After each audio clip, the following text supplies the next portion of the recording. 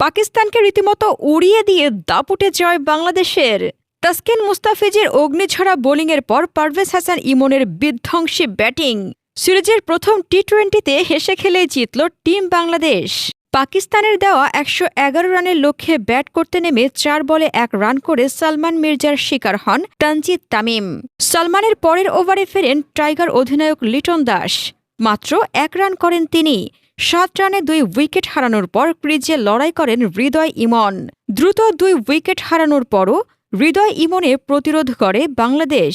তবে জয় থেকে সামান্য দূরে থাকতে আব্বাস আফ্রিদির বলে বোল্ড হয়েছেন তাওহিদ হৃদয়। এতে ভাঙে পারভেজ হোসেন ইমনের সঙ্গে ৭৩ রানের জুটি।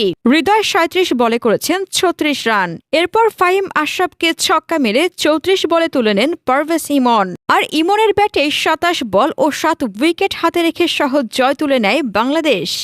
ইমন ৩৯ বলে ৫৬ রান করে অপরাজিত থাকেন। ১৪৪ স্ট্রাইক রেটে ৪টি ৪ ও ৫টি বিশাল ছক্কা হাঁকিয়েছেন ইমন। এই জয়ে ৩ ম্যাচের টি-২০ সিরিজে ১-০ ব্যবধানে এগিয়ে গেল বাংলাদেশ।